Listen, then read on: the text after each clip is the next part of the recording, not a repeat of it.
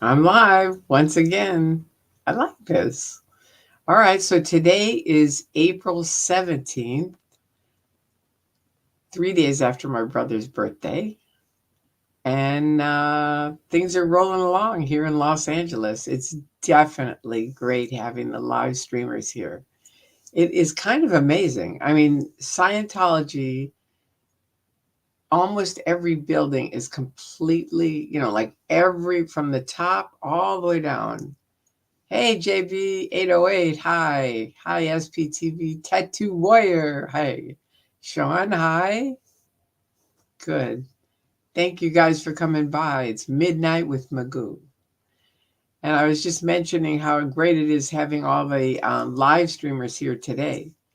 It's really cool. Gee, hi. Yay. That's right. Not my name. I like that. Verity, hi. So, how are all of you guys? Hopefully, you had a good day. I had a very good day. And I went, hi, Kate. I went and saw DOA and Laura FM.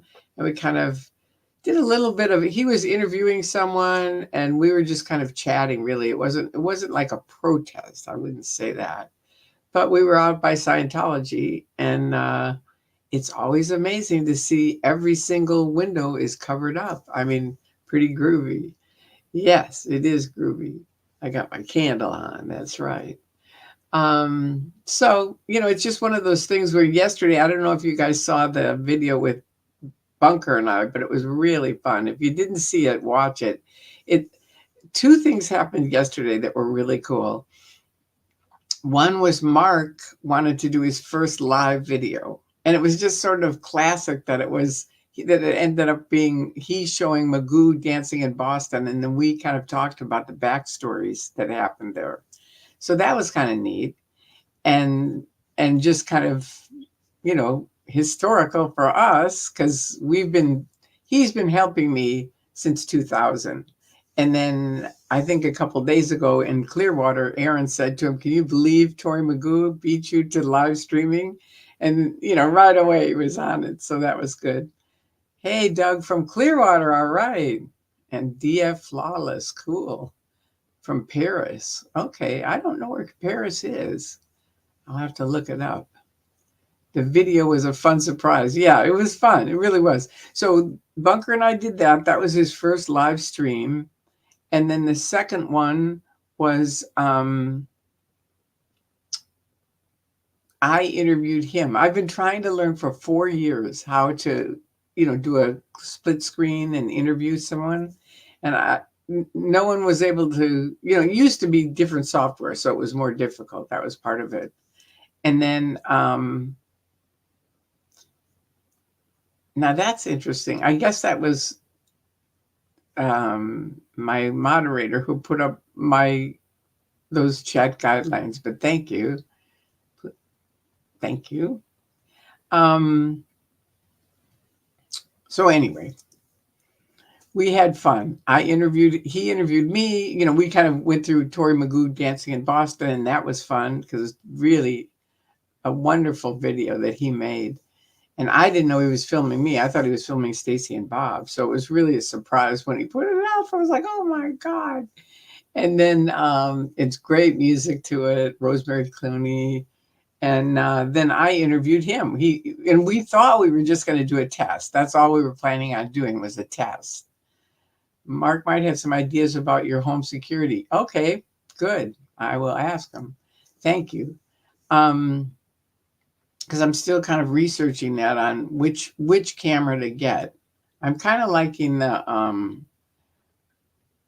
forget the name of it, but I one of them I like more than the other ones. So anyway, I interviewed him and we were just going to do a test. That's all it was. But they didn't have a test on my camera, on my desktop. I couldn't find a place to test. So I just thought, all right, we'll just do a quick live stream. That's what I planned on. So I hit live stream. And then once we were on, a whole bunch of people came on real quick. So then I had to interview him, and it ended up being, I think, pretty good, considering it was totally by the seat of my pants. It was just like I hadn't even thought it out. What would I want to ask Mark? Anything. But I just kept coming up with things that I was interested in asking him, and he's good. So it turned out good. Both of them, I think, were really good. Hello from Minnesota, Buddy. Okay, to the marvelous Miss Magoo. I don't know if any of you saw The Marvelous Miss Mabel, but that was a cute show. It really was. I liked it a lot. So today I want to talk to you guys a little bit about, should we try to sneak in or not for Scientology? Because I've been reading around the internet different people who are thinking that might be a good idea to just and this has gone on for years where people are like, well, we could just join and we'll go undercover and, we'll tape it and stuff like that. Thank you. Thank you, Janet. How nice. This is what she said. I always forget. I can't remember if you guys could see it or not. Looks stunning tonight. That's nice. The magic of your smile. All right, good. Thank you very much, Janet. That's very kind. Oh, well, that's nice, Verity. I hadn't thought of it that way, but it was definitely off the cuff. That's right. And I think it worked out pretty good. I do. I felt good about it. I was really happy to just do my first interview. And of course, Mark was the perfect person. And it was such a full circle for us because he had helped me since 2000. Well, even I knew him in 1999 when I was still in the cult. And that's the beginning of Tori Magoo Dancing in Boston, where I'm out handling someone. And then in 2008, Anonymous arrived. And Mark, we were going to go pick it. And Mark showed up at my house and he said, he put a webcam on the desktop, and he said, this is your webcam from Anonymous. And I said, what am I going to do with a webcam? And he said, we're going to make a YouTube site. And I said, and what am I going to do with the YouTube site? And he said, well, let's make a YouTube video. Tori Magoo has a YouTube site. So we made our first video. And I think that day, if not that week, but it was certainly in a very short amount of time, I went from 0 subscribers. I think he was my first, to 10,000. Anonymous just pushed it up all over the place. And it was like the most spoken about, the most talked about, in every different country, all around the world. It was just amazing. I mean, I had never seen anything like it. It was like, wow. And I asked them once, I said, why me? Because I couldn't even think with it. And they said, because you're the only, we really liked your video. And it was one of the main ones that was up. A lot of people weren't making videos back then. And I'd made I'd made a couple of them, and they put one on and just pushed it all over the place. It was really great. All right, here's a question.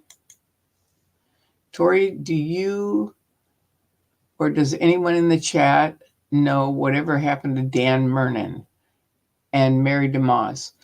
I think Mary DeMoss went back to just living a regular life, as far as I know. And Dan Mernon, my guess is he may still be in. I don't know. And Dan, if you're out, let me know. I won't bite you. Anyway, good morning from London. All right. Oh, wait, what happened here? I don't want this. No, it's malware bites. Okay, here we go. Where's the London thing? There we go. Good morning, Tori from London. Good morning. Okay, now then, and it's Trailblazer Tori. You'd be interested in knowing if they do. Okay, so Saul, you'd be interested, but I'm sure they have my face. Okay, no, wait. I've got to go up and see what you said. I'd love to too, peacefully. Okay. Okay, so, you'd love to sneak in, but you're sure they have your face. Yeah, here's the thing. It's not a good idea to sneak in. I'll tell you why. First of all, they are very good at getting people snagged in things. They just are. They're good at that. That's one of their best qualities, is getting people in. And they find out what your buttons are, which all of us have certain buttons. And then they just push them and bring people around that they know you would like. And those people are going, come on, Saul, you got to do this. This is it. And you're thinking, I was just coming in here to sneak in, and it's not a good thing. We've had a few people do it and it hasn't ever worked out really good. So my advice is don't. It's not really worth it. Anything that you really should know is online, so you can find out, you can talk to people, you can come on here and ask me questions. You can ask anybody questions, but you can go on. Let me bring it up from DOA and Laura. Put this on here. You can go on www.xenu.net, which is my friend Andreas, who created that quite a long time ago in the 90s and just passed away at a very young age this year in January. But he's a great guy. He really is. And it's kind of amazing. It was amazing that I ran into him. It was amazing how we came together. It was just, the whole thing was truly amazing. Anyway, here's another question. Okay, what would be the benefit of having someone sneak in? There isn't any. That's what I'm trying to say. There really isn't any benefit to it. And there can be a lot of bad things. People think, oh, I can sneak in and we can record it and we can find out what they're doing. I mean, what they're doing is selling books. People are going in rooms and getting auditing, which doesn't really do that much for you. And they're going on course. So they're going in rooms where there's a big course room, and it's just like being at school. That's what it is. That's what's inside the org. And in the lobby is someone selling books, and believe me, they will sell you a book. I mean, it used to be their policy. You couldn't leave without buying a book. I think they've changed it because many people won't buy it. Thank you, Lovett, for reminding him. All right, here's another question. What would be the benefit of having someone sneak in? Oh, okay, there you go. And if you haven't liked, please like this video. And if you haven't subscribed, please do. Hello, Tori. Thoughts on blacks? I would say, for me, I just had a wonderful black roommate for 2 years. So I'm fine with them. Scientologists, however, I always thought were very racist. There are only 5 black Scientologists in Scientology in 30 years that I was there. So that tells you a bit about it.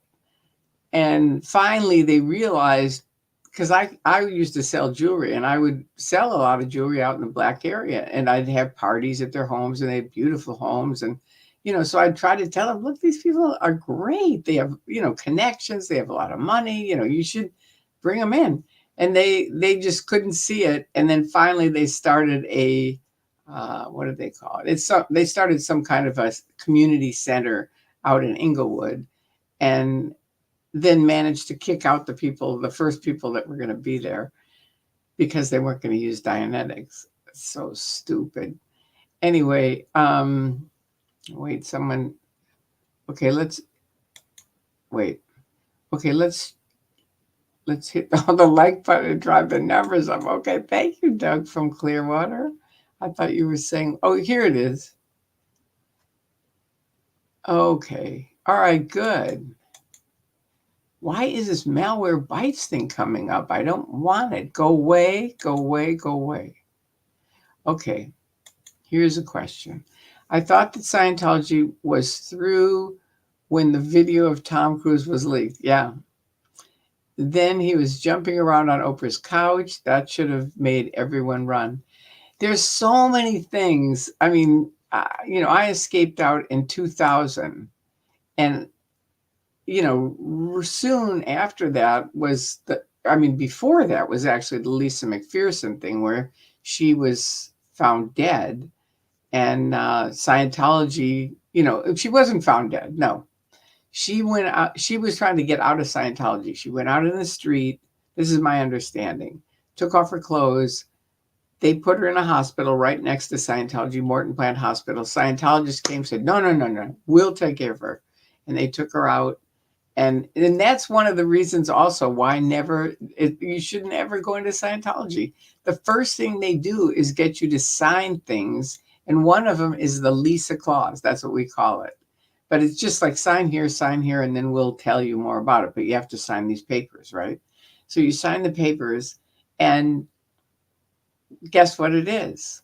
If ever you are ever sick, ever, before you can call your parents, before you can call your doctor, Scientology gets first dibs on you. And look what happened to Lisa. She's dead. So, which they took care of her for 17 days, and then she ended up dead. And her worksheets, I don't know if they're still on the net or not, but they're really good. Jeff Jacobson actually did the research on that and found out that Lisa died in one of the Scientology hotels. And then he put up a big website about it and had up the worksheets for quite a long time, for years. They may still be out there. I don't know. I think it's lisamcpherson.net. I think that's it. Oh, okay. All right. Tori Magoo, I was in town for the IRS protest tomorrow. Will you be there as well? I won't. I have something else that I'm doing that for me is higher priority, and I got to do it. So there you go. But I'm glad you're going. Goosebump 801. And I hope a bunch of people go. Nope, I didn't know Pat Harney, although the name kind of sounds familiar. I forget what her title is in the cult, but I've seen her on YouTube. So she's obviously still in. I don't think I knew her. I don't. Here's a comment. Good morning from Albuquerque, New Mexico. My name is Charles Sparks. Love your channel. Hi, Charles. All right. Well, thank you. I love it too. I really do. I love all you guys. Okay, so Confident Chris is in the house. Woo! Free Tori Magoo. I am free. If you missed my story, I escaped out in 2000 after 30 years of being in. And you clowns. It's good to see you, Chris. He does the funniest stuff. If you haven't seen him on the mini, what is it? Mini streets. Yeah, he's got the little hood and everything. Very funny. Chris 8188, Better Call Saul. Okay. I don't know. Oh, I guess this is a message to Chris 188, Better Call Saul. Okay. Hi, Confident Chris. Mini streets. Yeah. Everybody loves mini streets. Finally, I made it. Oh, good. Finally, I made it to Live Magoo stream. That's correct. All right. Now, here's something from Love It. And thank you, Love It, for being here. Confident Chris, hey there. Any chance you could help Tori set up monetization? We have a glitch you may know how to fix. Okay, I talked to DOA today, just so you know, Love It. And it's that third step. He said I have to actually call them, and I can't remember the name of it. It starts with an A. But he said, if anybody remembers the monetization third step, it's the second or the third step, but he said he had a glitch on it too, and I have to call them and see what it is. So I'm not going to ask anybody else to help on it until I call them. I can't remember. I should have written down the name, but I didn't. Anyway, we'll find out what it is. He knows what it is. I watched the video you recommended in one of your other streams where you were in a pie fight. Oh, good. It was hilarious and it made my day. That is funny. Oh, I'm so happy you found it. I know it's very funny. It really is. It just ended up, and of course he nailed me. But we had fun. Oh, Sophie, hi, evening. Sending love from New Zealand. Yes, very sweet. Oh, thank you, Lily. I appreciate that. I really do. All right, now, okay. Ooh, okay.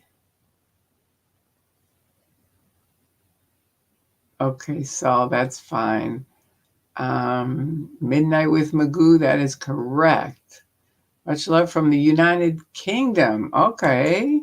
You're in the hospital recovering from post-cancer complications and love your channel. Okay, so everybody send him some love and healing light and surround yourself. This is a neat thing that I saw on Oprah. And I always tell people this because it was amazing to see. This kid came on Oprah, and he and the mother and the son came on, and the mother had a video of the kid, and he was just awful. I mean, he was really mean to his mother, and she put down a little puzzle for him, and he picked it up and smashed it on the desk, and then he sat down in the chair and rammed it into her, and he just looked awful. And then the next thing, they're sitting there calmly reading, and Oprah's like, "What happened? What happened?" And I'm the same. I'm like, wow, that's a change. And of course, this is when I was in Scientology, I saw it. And we're always trying to get there with something, but nothing was working in Scientology.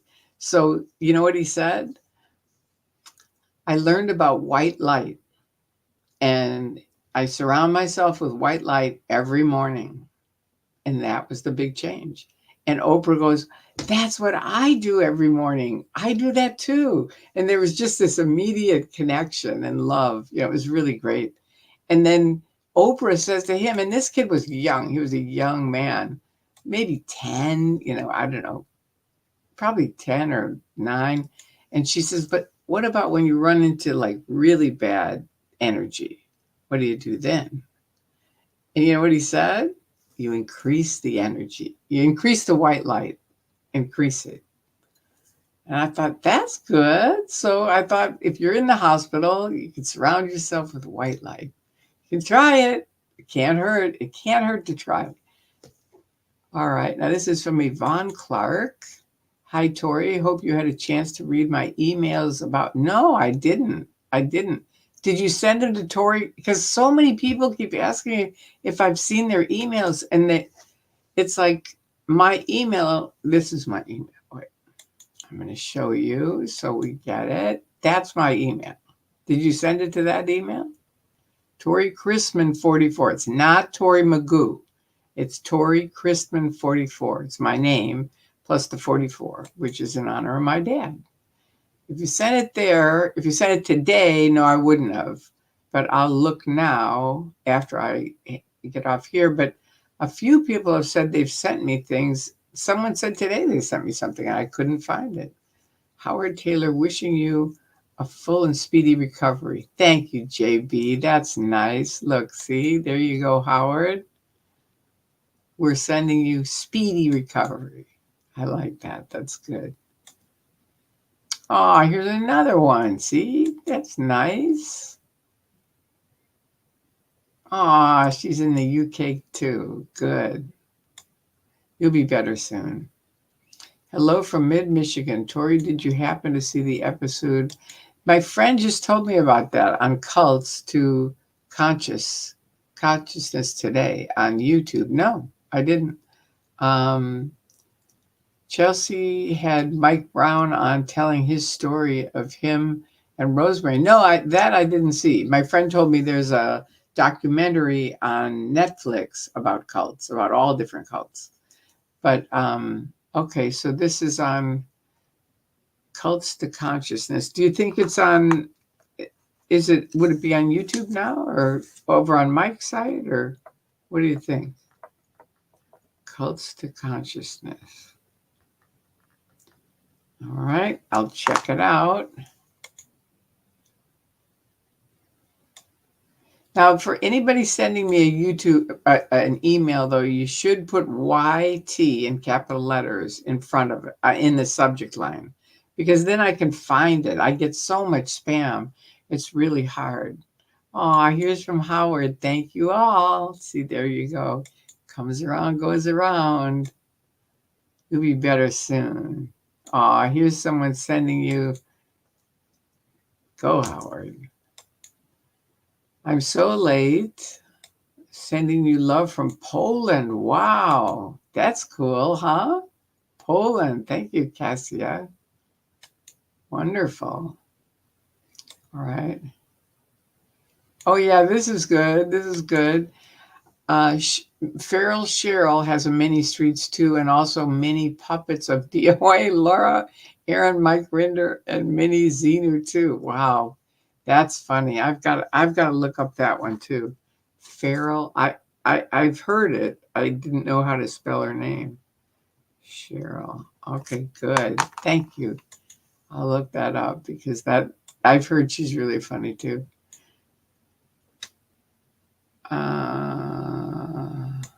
Okay. Oh, nice. Here's sending you healing prayers. Thank you. That's really nice. That's good. So, anyway, that's all of what you guys have said. And then if you have any questions, you can ask me. And to continue my little thing on should you sneak into Scientology or not, my answer is 100% no. It's just there's not enough. You have to think of how much gain will there be and how much negative. And it's sort of like the negative is this high and the gain is like none. I mean, look at people like me who were in for 30 years and finally woke up and escaped out, lost all my friends overnight and my husband of 27 years. And really, I have to look back on it and, how much did I get out of it? Not a lot, really. I mean, I got a lot of friendship. That's what I got. And I think that's why people stay, because of their friends. That's it. It's not really because of Scientology. Scientology doesn't work. It really doesn't. So it's like, why would you sneak in? And also, they're very paranoid now. So who knows? I mean, they have locked people in rooms and stuff like that. It's not. You could think, oh, that'll make a great YouTube video. I'll get locked in a room. And, it's like, no. I'm just telling you now, no, don't do it. Okay, Spartacus, thank you. This is just me.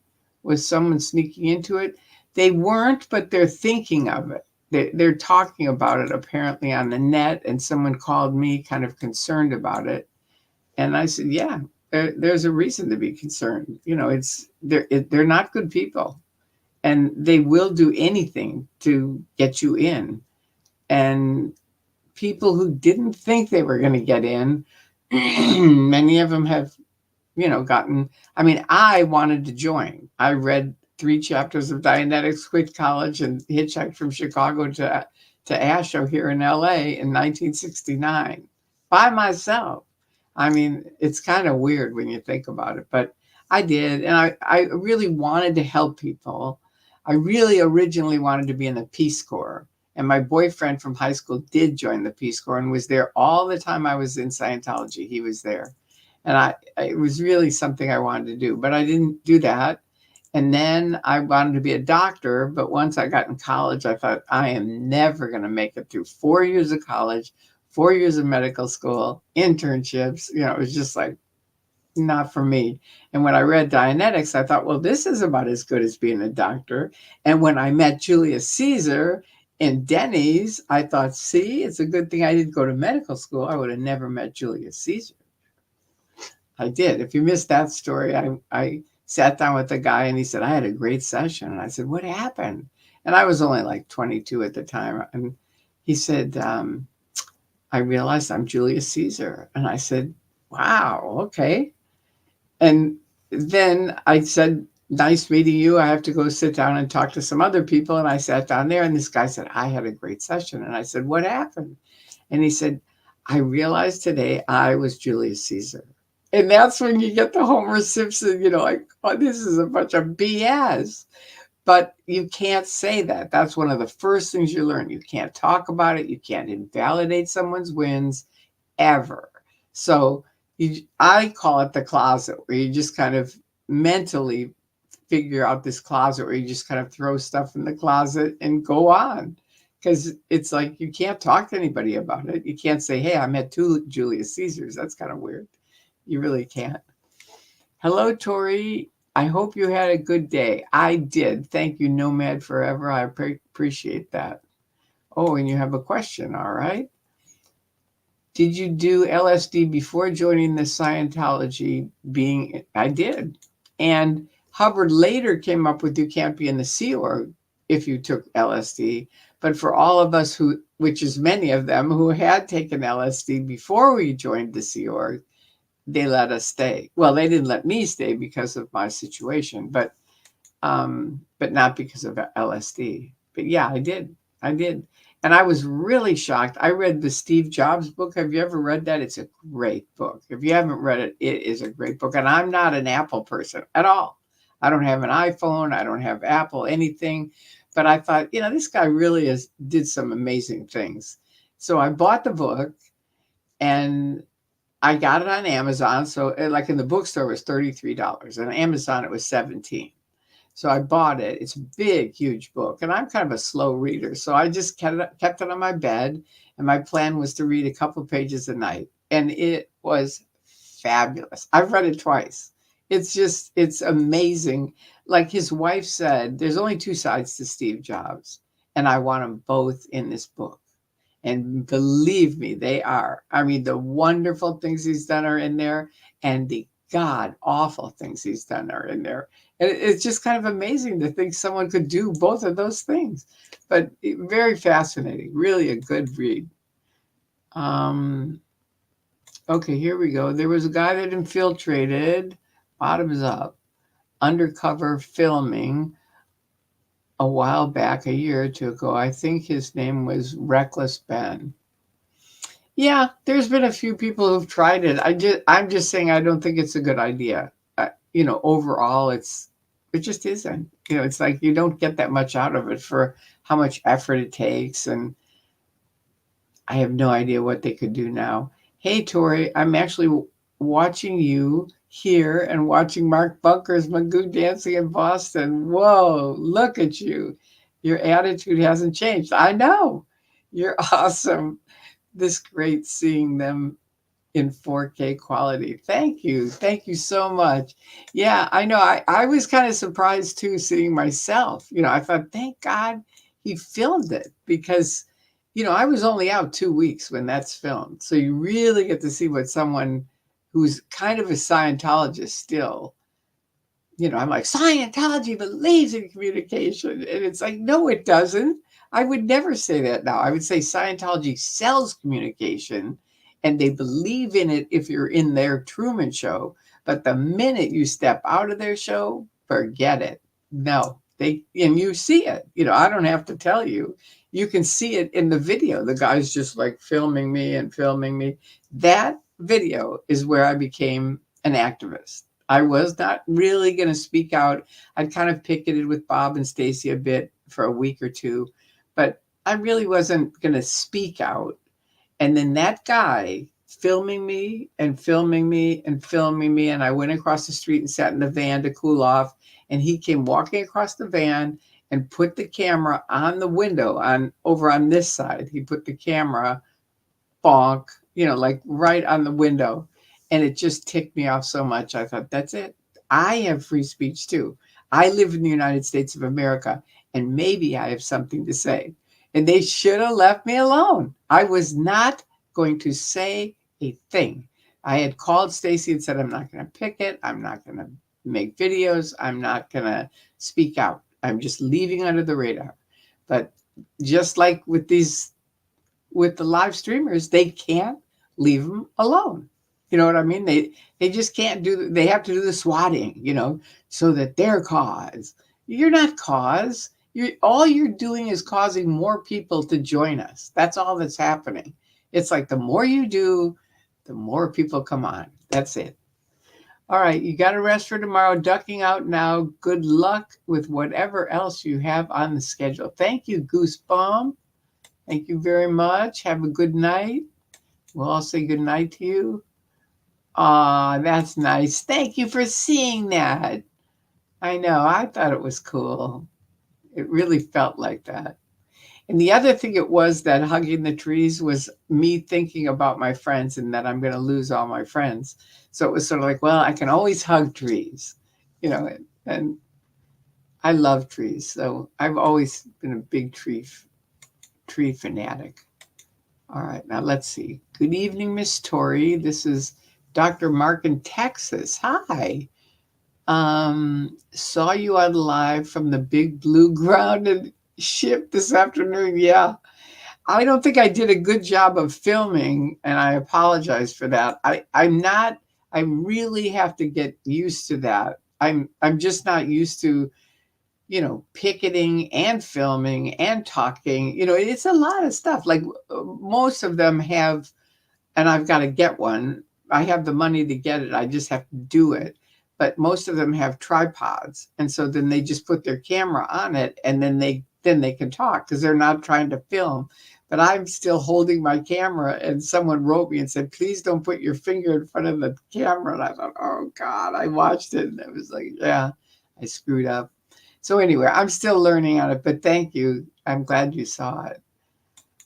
Okay, Joe, you are amazing for your age, Tori. You really haven't changed because you have so much fire inside you today. Thank you. I know, I really believe it's all, age is in your head. I really think it is. I mean, part of it's in your body, obviously, but a lot of it's how you feel and what you think. And I just am young at heart, so that's the way it is. And my brothers are too, so they look great too. All right, but thank you, Joe. It's a really nice compliment.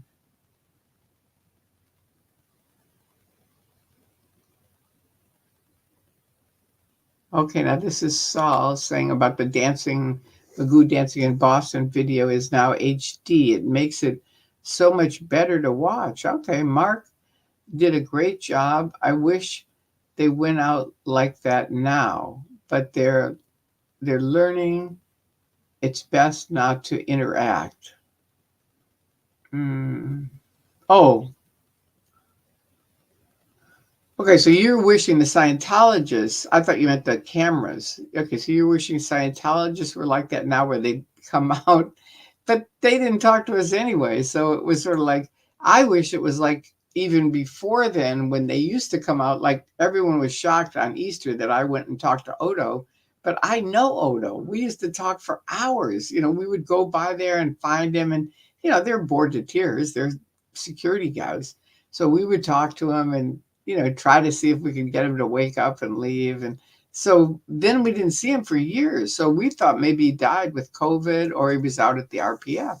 So when I saw him, I didn't even recognize him. He had that big beard and the hat, and I didn't recognize him. And then I sat down and someone said, that's Odo. And I said, really? And I went over and I said, Odo. And I said, it's Tori. And he goes, I know. And he had a little smile, and someone said, Odo smiled. Because I guess they'd never seen him smile. So,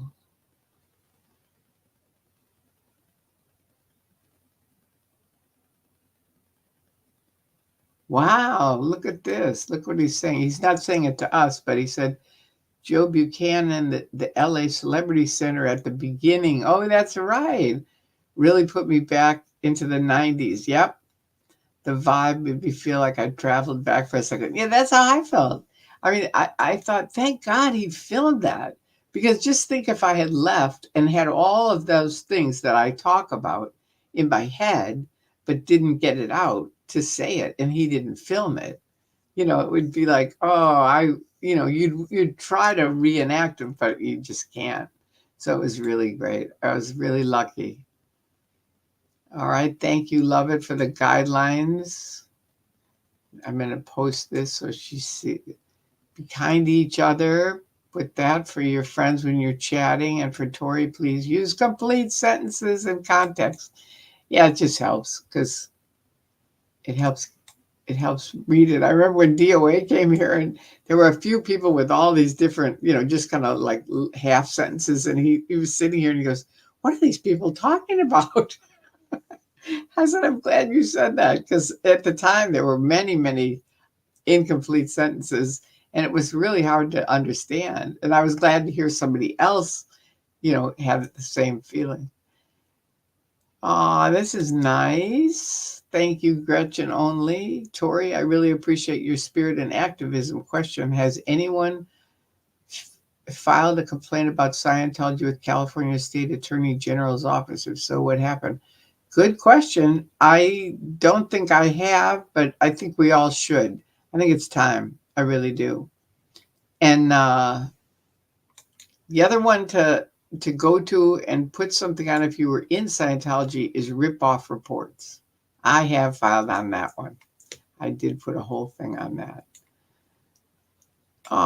This is nice, Joe. I do love waking up in the morning to Magoo. It puts a smile on my face all the way from Paisley, Scotland. Oh, how great. Thank you, Tori. Well, thank you for coming on.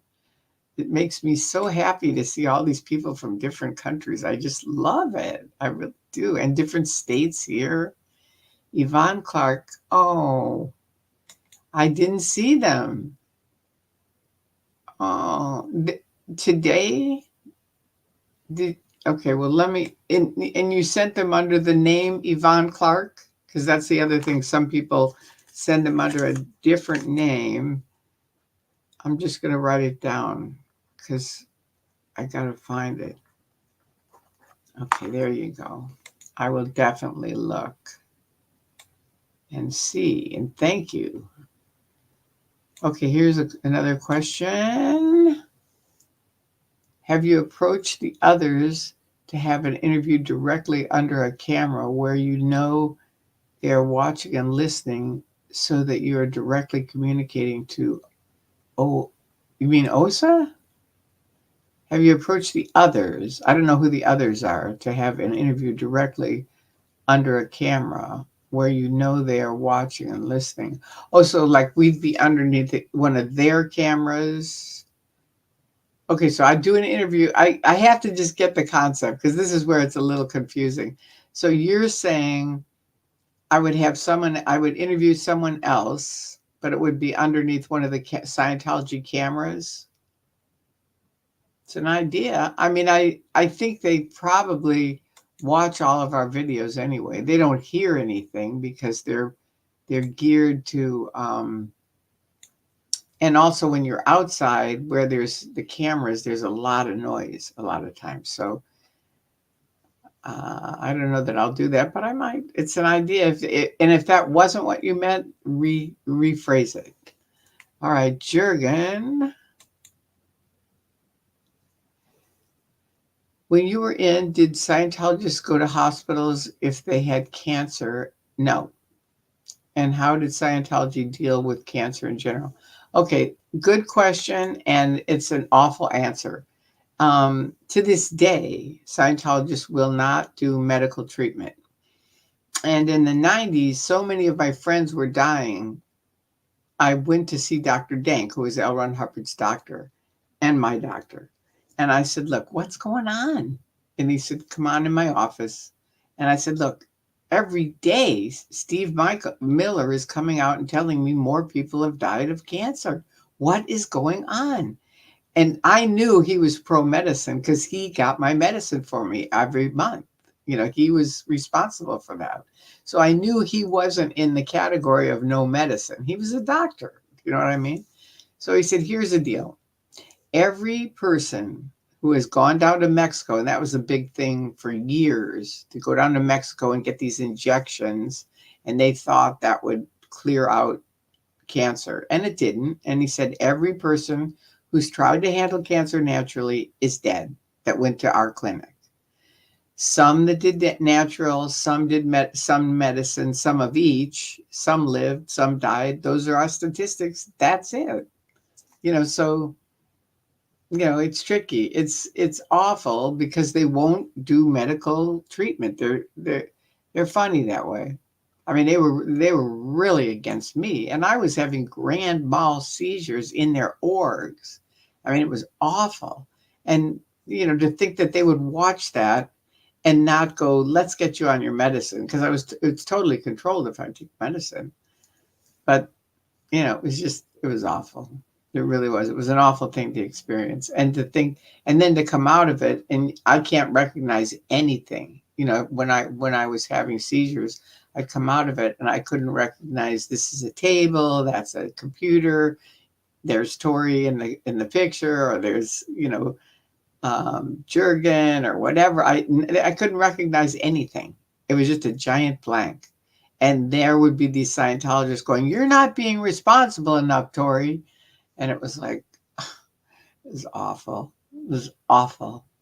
That's why I was telling someone today, because when I first left, Robert Von Young, who used to write for Freedom Magazine, which is Scientology's magazine, and he was a great writer, and he would call me every day. He was out, and he would call me every night. And, I was kind of, it was interesting because he called every single night. And finally I said, he said, "I'm worried about you, because people who leave cults, it's a lot like an abused woman. They often go back." And I said, "Okay, well, here's the thing. Saying to me, having gone through what I've gone through with epilepsy and 30 years of fighting and everything else, it's like I was trying to swim up Niagara Falls for 30 years. And I finally turned around. Somebody said, you can turn around and just slide down." And that was it. And I was out. And I said, it's almost the same as saying to a Jewish person, "We're really worried you might go back into the camps." That's the analogy. It's that strong. I will never go into Scientology, not ever. I don't care if David Miscavige dies and somebody else buys it. Not going to happen with me. No, because L. Ron Hubbard wrote everything in it, and he stole it from other philosophers and writers, so you can get it for free or for $19.95 from other writers, or just go to the library and read it there. And it's much better, believe it or not. I have my own secret library that I started while I was on OT7, because it wasn't working and I had massive high migraine headaches, and I was just like, I've got to fix this. So I started going to bookstores and just reading philosophy, self-improvement, writing, just anything. And it was surprising how much stuff helped me. It really was. Okay, Tori Chrisman is my late night cup of tea. Aw, that's nice. And Love It says, "Hey, lovelies, we're short on likes. Please take a quick detour and hit the like." There you go. Ooh, we got 150 people in here, so hit the like buttons. Takes a second. No. Have you ever been frightened? Have you ever been frightened, OG Scientology? I don't know what you mean by OG. I know it as either like the original gangsters or old guard. So have I ever been frightened by them? No. I'm not frightened by Scientology. I'm just not. It's like they've done a lot of stuff to me that should have frightened me. But I told you, my dad taught me when I was a young girl how to handle bullies. And I really haven't dealt with a lot of bullies, but I can hold my own in a lot of different situations, in amazing things where I think most people would just cave in, and I don't. It's just like, no, I'm here and we're going to handle it. And so Scientology doesn't scare me. No. All right, question. And don't try to scare me, Osa, because I'm going to put it right here on the internet, and it's going to go all around the world if you start doing mean things to me. So just know that, because I have a lot of friends and they have thousands of people following them. So you be careful with what you're doing. Question. Did CFS ever implicitly or overtly endorse a politician or a political party, platform, or agenda? Yes. Are they anti-war? No. Would they go fight in wars abroad? I don't know any Scientologists that have, but that doesn't mean they won't or they didn't. I don't know every Scientologist. As far as politics, they're definitely Republican, and they like Craig Jensen used to send us a letter. He's OT8. We were OT8 and OT7, which is like way up on the triangle. We're up here. And at the time, and he sent us a letter saying, these are the people we're voting for. They support Scientology. So they pick who's going to support Scientology, and that's who they pretty much go with. And I don't know about the wars.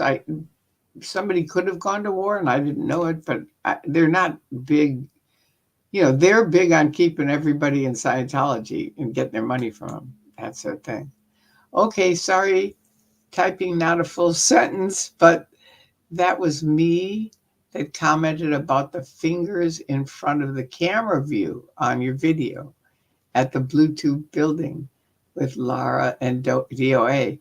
Good. Well, thank you for letting me know that. That actually helped me because I do have one of those, sticks that you can use. And I just always forget it. It's sort of like I already have to carry so much stuff. It's like, oh God, now I got to carry the stick thing. But I think if I put my phone on it to start out with, then it won't be an extra thing to carry. It'll just be my phone on a stick. But I think if I do that, then I won't have to worry about it. But thank you for mentioning it anyway. And thank you for letting me know it was you. Okay, so there you go. You shared the same doctor with L. Ron Hubbard. I did, Dr. Dank. And it's interesting, I still stand up for the guy because he stood up for me when nobody else would. All of Scientology was like, medicine? Why are you taking medicine? And I'd go talk to Dr. Dank. And he's, I didn't have a problem with it. Once he put me back on the medicine, I was like, that's it. And I'd say, well, there's one policy L. Ron Hubbard wrote, which Bunker in the video, we talk about it. And he thinks it's sort of, and a lot of people don't like it. It's like, if it isn't true for you, it isn't true. But I explained to him, for me, it saved my life because people would come up to me and say, how could you be a Scientologist and be taking medicine? And I'd say one line, if it isn't true for you, it isn't true. And I'd say, you have a grand mal seizure and then you come talk to me about my medicine. And in the meantime, you have no stand in this. I was very strong on it. And I also was very strongly against PTS, which is a potential trouble source. So they label a lot of people, oh, he's PTS, she's PTS, that kind of thing, because they're supposedly connected to an SP. But to me, it just seemed like a bunch of BS.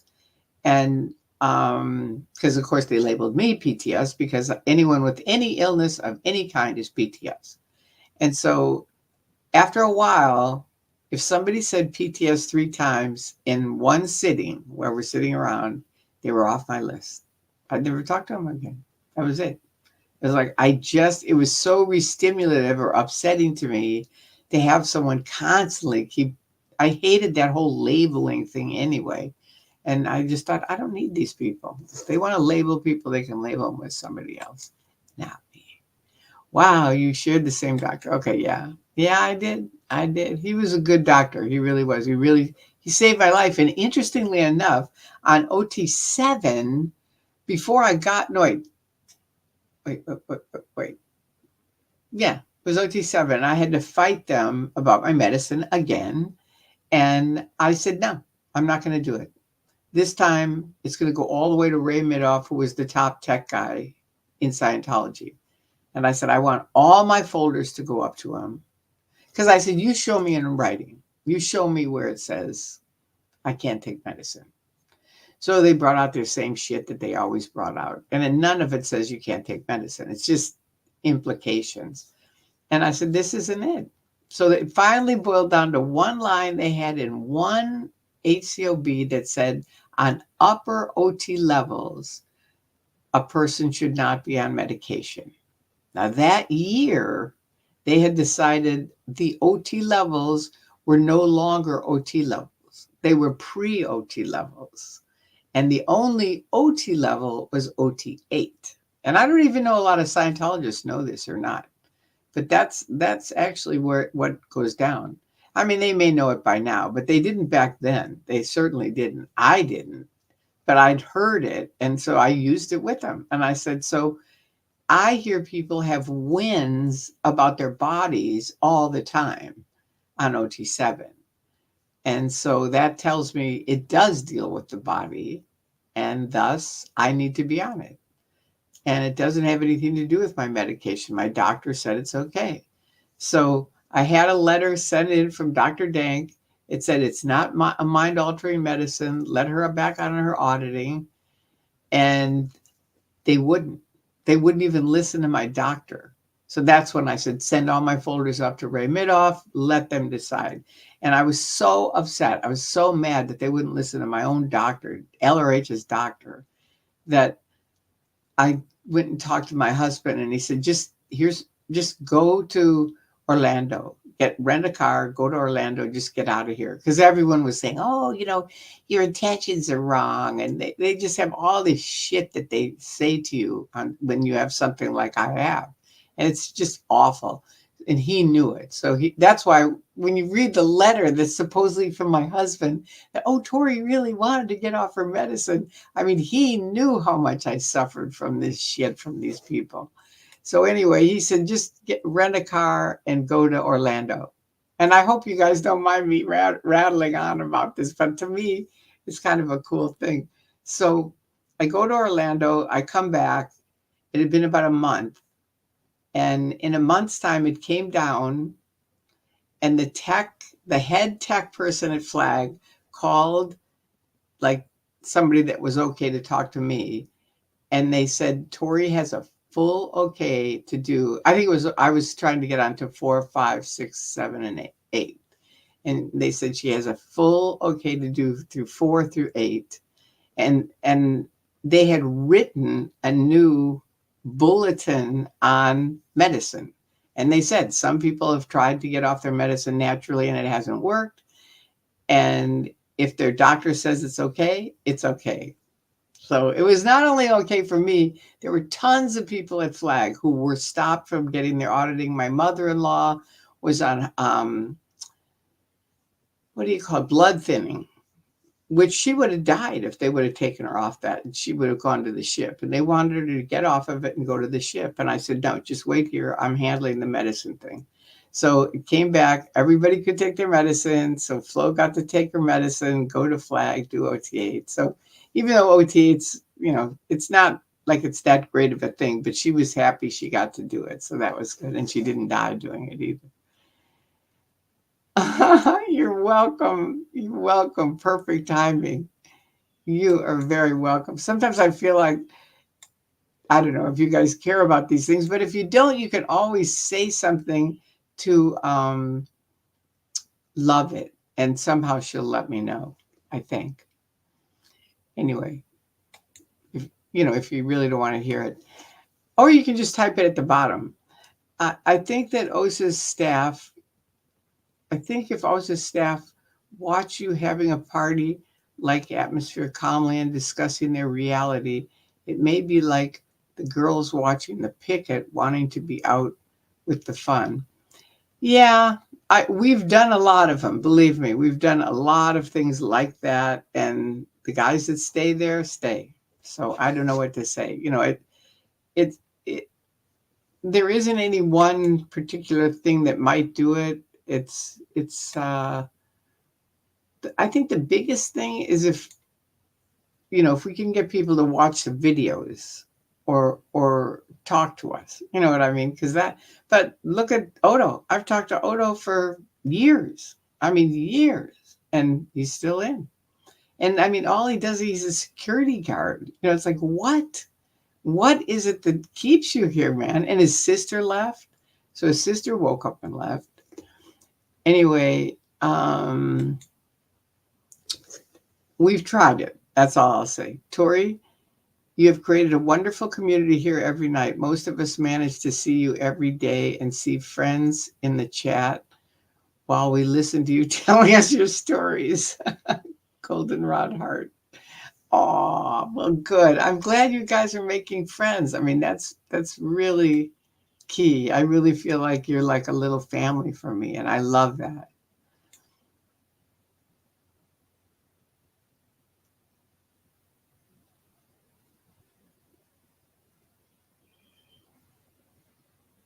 Now, what is this? This is from Liz.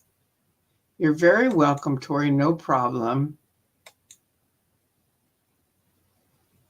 Okay. I'm not going. Okay. Oh, here it is. Comment. If they publicly or even privately endorse political candidates, that's a violation, right, of the nonprofit status. That's what I was trying to say earlier, is that I think more than anything, going after their nonprofit status really, like, I mean, we talk about it and people do a little bit here, a little bit there, but I think we really need to, go after it. And because they are violating it every day. I mean, they're selling books. When they are supposed to be nonprofit, they're 100% for profit. So it's like, yeah, you're right. Yeah, that's a good point though about endorsing public candidates. But do I have that letter? No. And would they, Harold would never give it up. Now, I'm not sure. Some of these are kind of, a couple of the questions are kind of folding over. Like Kimberly, you said, hi, Tori. And then somebody else's is underneath yours. I can't quite see. It just says, hi, Tori. And I can't see what's underneath it. There's something underneath it. Okay. Oh, they can't, whoever it is, they can't fall asleep, so they're back. They're here. I read it. All right. From a poet. All right. Brian. Good morning, everybody. There you go. That's nice. And Doug from, what are you up to? Doug in Clearwater? Hypnotology will keep you in the deep trance. Yeah, not me. Oh, you're talking about like Hubbard, their thing? Okay. All right. Okay, so Swedish Lena. Okay. That's nice. Yeah, we have a wonderful relationship. We really do. I'm happy he's back on the net. It's good. I mean, it was great to see him as the city councilman because he was good at what he was doing. But I'm happy he's back. He's going to make videos because he's got material. I mean, it's going to be great. And he's an Emmy award-winning editor, so he knows how to edit. He's already done stuff way better than me already in his first video. Heidi Homer, sorry I'm late. Okay, no problem. My Alaska Lifeline, that's right. And Smoke, good evening, everyone. Where are you from, Smoke? Okay. Aw, that's kind of nice. I know you're talking to her, but it was a little emotional seeing them back at it again and reminiscing. Yeah, it is, but what can I say? It is what it is.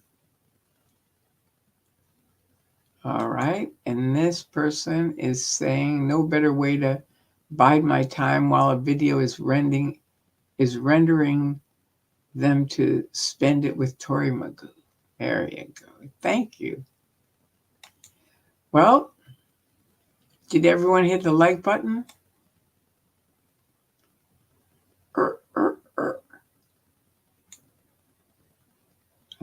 I think we showed this. Good morning, everybody. That's from the poet. Yeah. Okay. Does anyone else have any other questions? Let me see. Wait, make sure. Yeah, we do have a great community. Thank you.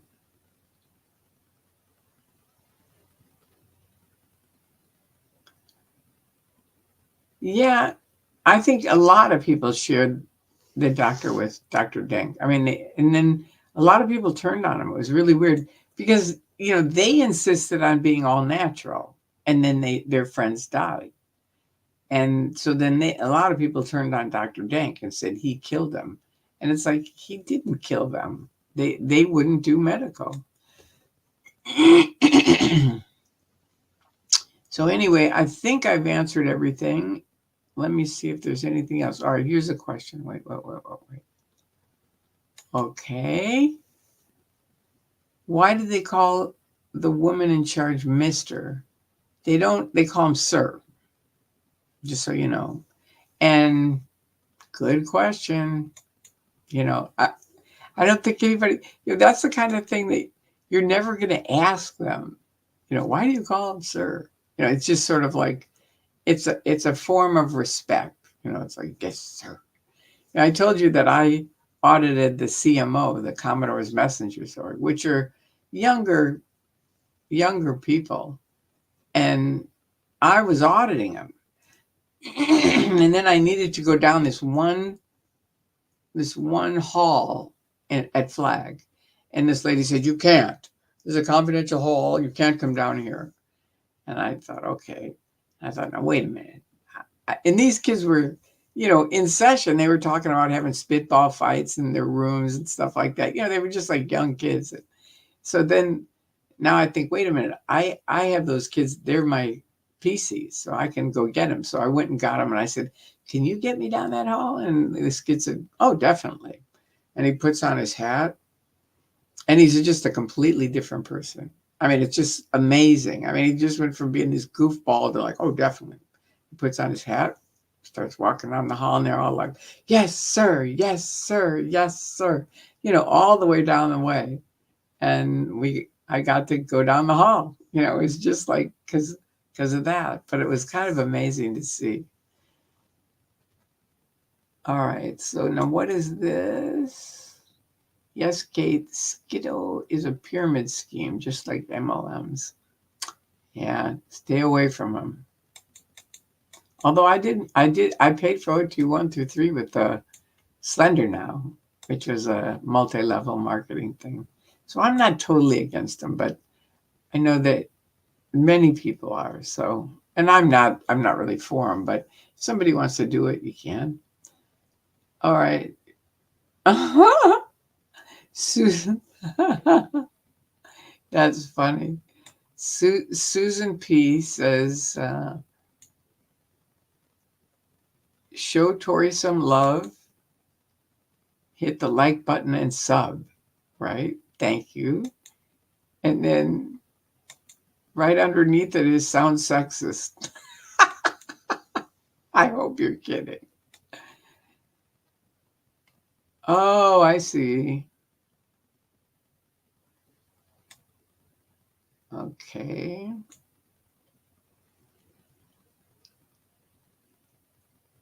Okay, here's a question.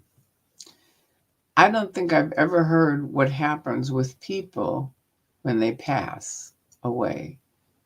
Do they bury, cremate them in secret in a special location? I never heard anybody talk about it, and Hubbard never wrote about it.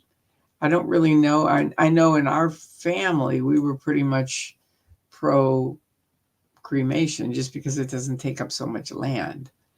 But I don't know as far as Scientology in general. And even though a lot of people died, you didn't know what they did with them after. And that was the other thing. They never had funerals, ever.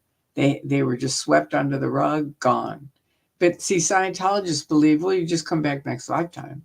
So it's not like a big deal that they die, because it's like, well, I'll be back next lifetime. Which is, in their minds, in about a week, they'll be back as a baby. You see what I mean? Will they? Who knows? But anyway, that's what they believed. Okay, so there's that. Jurgen. All right, here's a question from Jurgen. Did any of your friends leave Scientology when you were in? And if so, did you still keep in touch with them after they left, even though... No, none of my friends left. And I'm sorry to say I probably wouldn't have stayed in touch with them if I was in, because then you're declared. They declare you. It's a big deal. And Hubbard made it a big deal. Excuse me. So, that way people can't talk to people that get out. He knew they're waking up.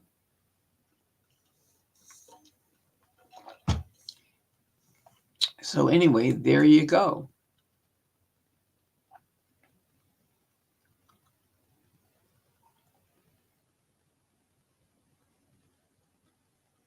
Okay, this is a question. I thought I answered this. When people go into Scientology and want to be a part of it, do they automatically take you and house you away from your family, or can you still go? No, you have to understand, and I've explained this a million times. there's public and Sea Org. So if you join the Sea Org is a $1 billion contract. Sorry. And if you join that, yes, you would go with them. You live there, work there, eat there. That's their life. If you join as a public, you've still got to get, have a job or get a job. And, you keep working. And that's just the way it is. It's like you eat at your house or apartment, whatever it is. So there you go. All right, and here's a question from Sophie. Do Scientologists have funerals? It's so sad how they so flippant about the death, like a person's life doesn't matter. It is. They don't see it that way, but you're right.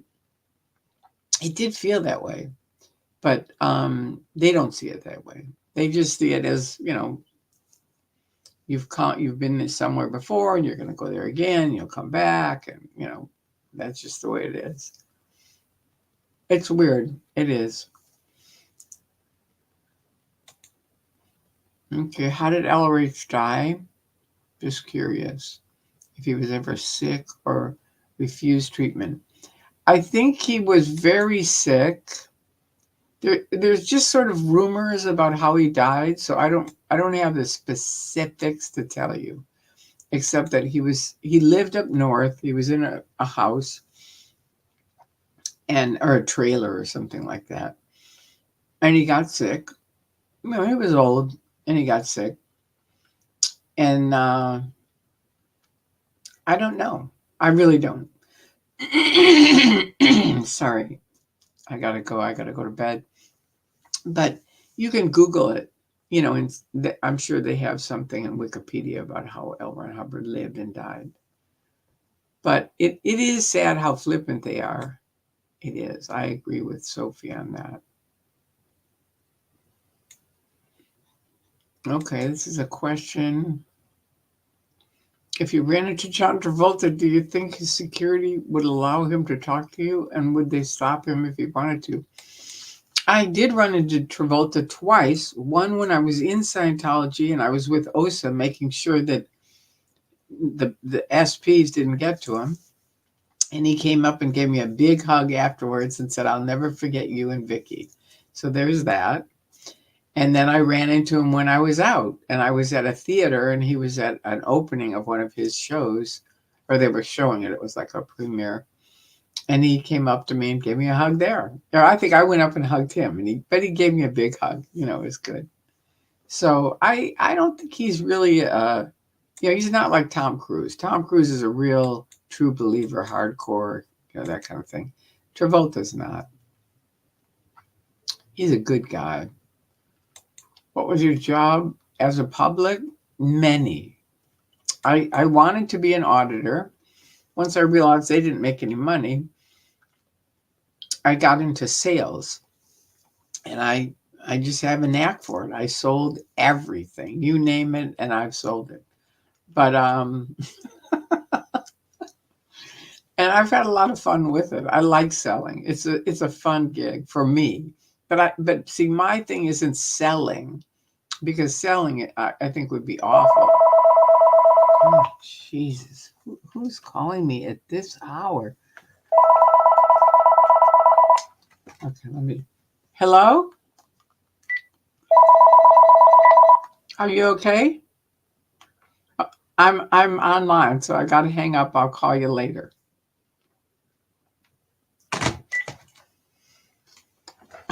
I just had to make sure because that's someone who never calls me late. And I thought, what if he's really having a bad time with his family or something like that? So anyway, he's fine. And he said, call him later. So I'll call him later. So now I got to remember, oh, my job is a public. So I was into sales, and my thing about sales is it isn't, if you try to sell someone something, it's very difficult. If you educate them on why they might want it, or, if you're just good at showing them different things, like when I sold jewelry, there's not a lot of education on that. You just have to show it to them. But you do have to be persistent at it, because a lot of people say, no, get out of here. There's no soliciting. And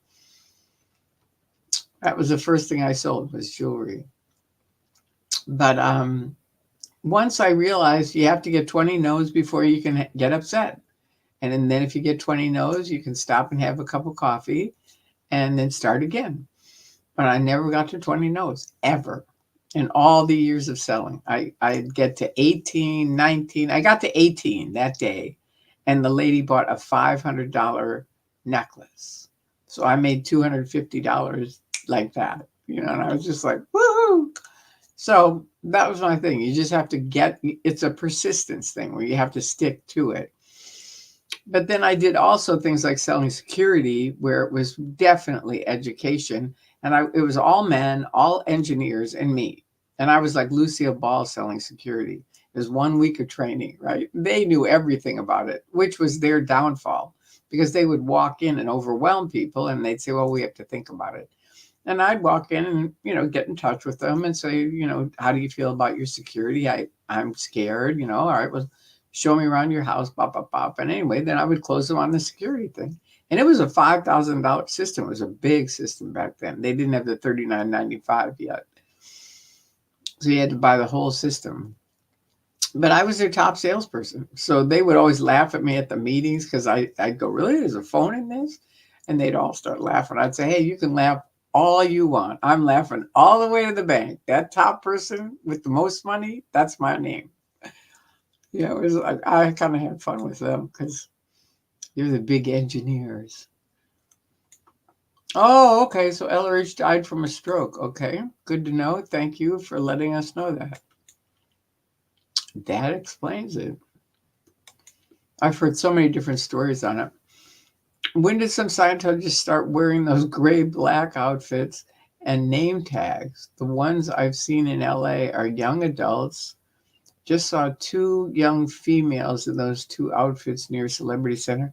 It's funny, for years we begged them, because they used to wear those naval outfits, and they just looked, A, really stupid.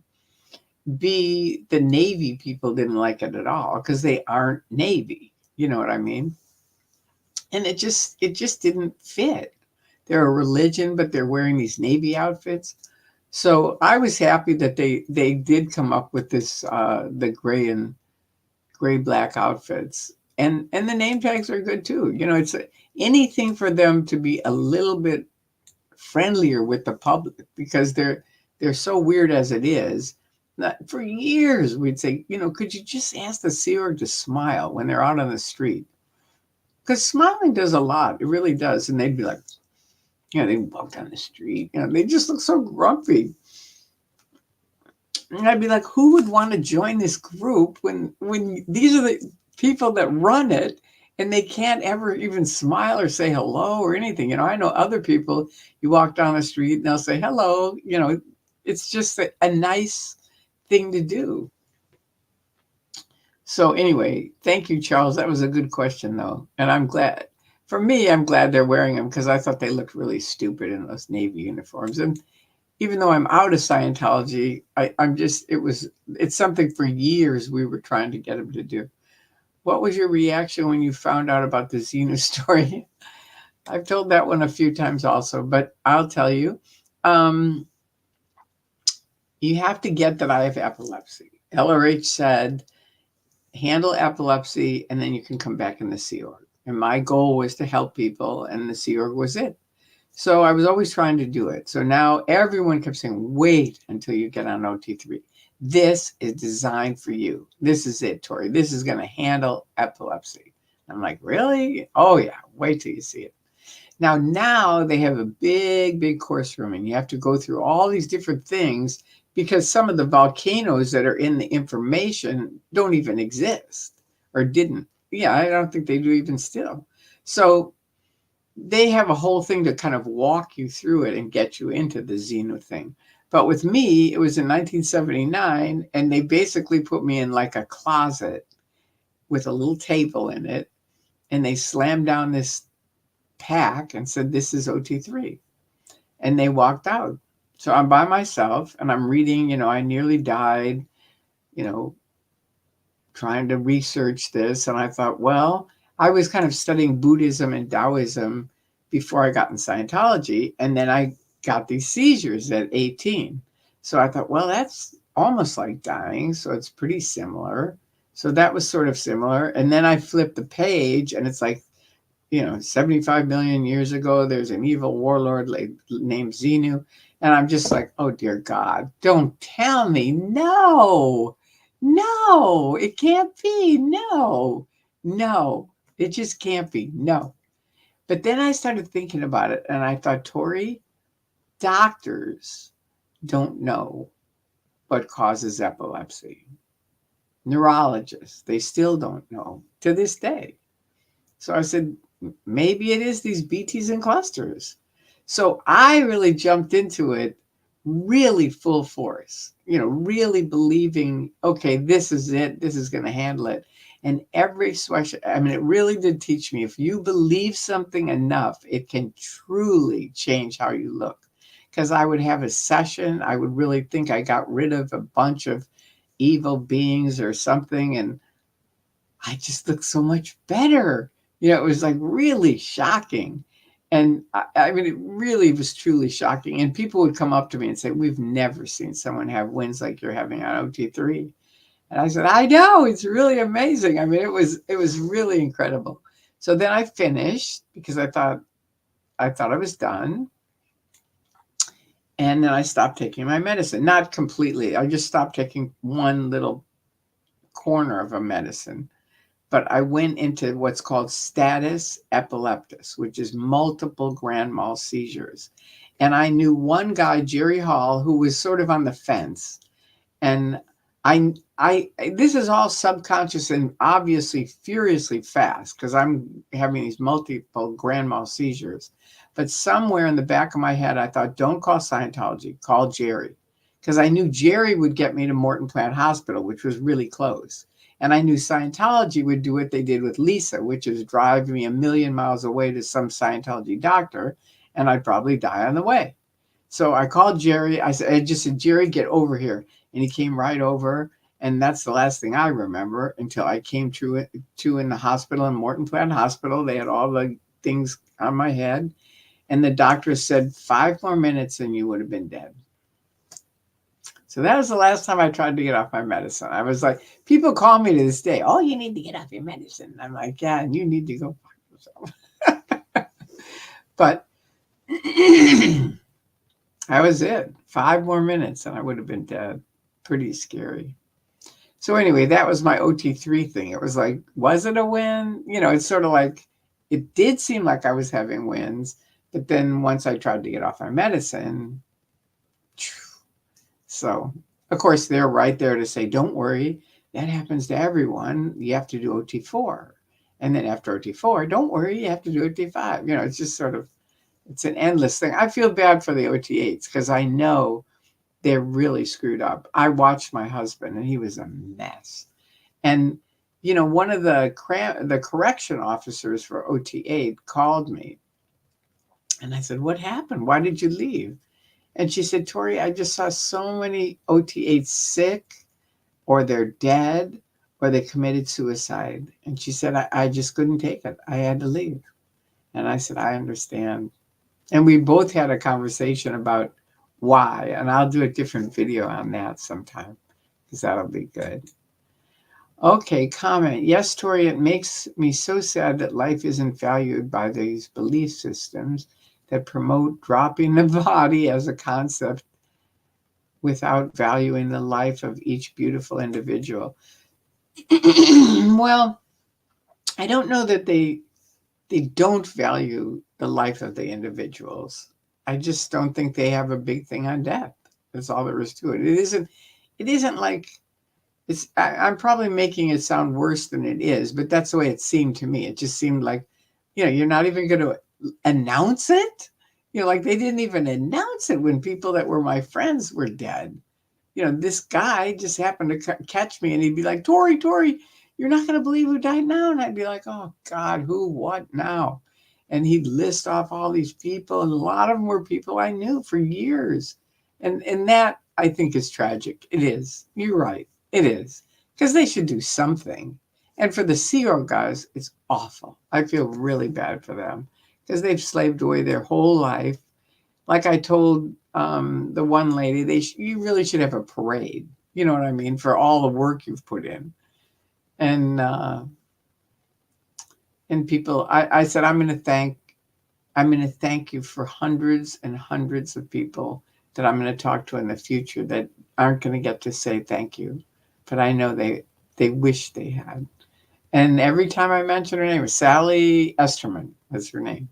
And every time I mention her name, people go, oh, God, I knew her. Because she was someone who was behind Yvonne. Yvonne ran Celebrity Center, and Sally was her right-hand person. But she was just a hard-working, wonderful person. And then she died. Okay, so they don't have funerals, no. And if they do, well, they do for opinion leaders. If you're an opinion leader, someone that makes a lot of money or everybody knows you run a big company, yes, then they have a funeral for you. But only that. Only that. Do they notify non-CFS relatives of the death or funeral? I don't know. For a public member, maybe it's different. I think it's definitely different. I mean, public is definitely different because the Sea Org runs the whole thing with the Sea Org. So I don't know what they do. That's a good question. I think it's pretty similar. I doubt if they notify the families because they look at it as it's down stat. Do you see what I mean? It's like it's a PR flap that somebody dies. They shouldn't die if they're cause over matter, energy, space, and time. What are they dying for, right? So that's why I think they sweep them under the rug because these are usually OTs and they should be doing better and now they die, and it's like, well, wait a minute. So they don't want people talking about it. So just and I don't know if they call their families, probably depends on the individual. No bad forever. Yeah, I was in the Army, got injured, and I sell rocks, crystals, jewelry with precious stones, and finally my VA benefits. Okay, good. Well, I'm glad you found something that you like. It's fun. I like that kind of stuff. It's fun. You're around beautiful things, and people are happy getting them. It's fun. And I am sorry you got injured. This is Love It. She's so cute. Sorry you got injured. I'm a rock fiend. Do you have a website? Yeah, good. Yeah. Okay, here's a question. I understand Sea Org in public, but what about staff that wear uniforms? Are they different from Sea Org? Do they have housing, food, etc.? I would like a better understanding of this. I would too, because see, in my day, they had staff, which were either all day. Let's see, it was nights and weekends or all day, Monday to Friday. And they got paid and they lived in their own houses and they had cars. So that was staff. And then Sea Org is the billion-year thing. So that, let me just see if I answered that. Well, staff, oh, I see, Sea Org in public. Okay, but the staff, see, I think they got rid of staff. That's why I'm not sure, because I think Miscavige turned everything into Sea Org for staff. They don't have, I don't think they have, they used to be called 5-year contracts, and you could work in an org for 5 years as a staff member. You weren't Sea Org, you were staff. And you had to have your own place to live and your own car, and you fed yourself, that kind of thing. But they didn't make much money. I'm not sure if they have staff now or not. That's a good question. We'll have to ask around and see, because I don't think so. They don't here in LA. All I see, they're all Sea Org. Everybody is. But that doesn't mean that's everywhere. So if anybody knows, let me know. If you're in a different country and they have staff, let us know, because that's a good question. Okay. Here's Sophie. That's so interesting about believing in the winds. But I'm so glad you survived and have the right medication for your condition. I know, it's really, really scary. I mean, to think 5 more minutes and I would have been dead. Really intense. Okay, question. Do you know which OT level John Travolta and Tom Cruise are on, and which level is Kirstie Alley on? Kirstie Alley's dead. I think she made it up to OT 7 or 8. And I think Tom Cruise and Travolta are 7 or 8. You know, they're up there. I'm not sure which one. But Kirstie died, I think, this year. It's infuriating that these non-medical people try to alter your doctor. I know, prescribed medicine, isn't it? I mean, that really ticked me off. It did. That borders on practicing medicine without a license. It doesn't border on it. It is. That is absolutely. And no required education. Yeah, it's 100%. Scientology is 100% practicing medicine without a license. And I mean, when I was 22 or 23 and joined the Sea Org, and then they said I have to go see the MLO, and that was an 18-year-old kid who knew nothing about medicine. He told me, we're the Sea Org, we're the top 10% of the planet, we don't take medicine. So, and you know, interestingly enough, 10 years later, I don't know, I think they got sued by someone, and they won, the person who sued up in Portland. And so right around that time, the president's wife took me in session, and she said, we just wanted to apologize to you because we were wrong. You know, we should have never asked you to get off your medicine. And that was then, but then it continued for years after. So you're crazy. That's why I say don't even go there. Don't try to get in it. Nothing. Can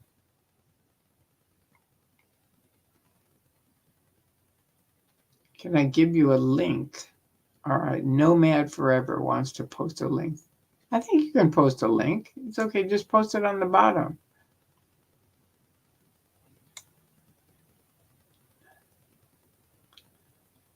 Tori, they still have staff. Okay. And where is that? Where do they have staff? Let me know that. Staff is still a level, and they do have a uniform. Okay. And where? Can either one of you tell me where? Amen on this. Love it. I'm so happy your mom got involved and you're still here with us. You're so loved. Thank you. Yeah, she definitely saved my life. And I remind her of it all the time. Because I mean, you know, she passed away, but spiritually I thank her.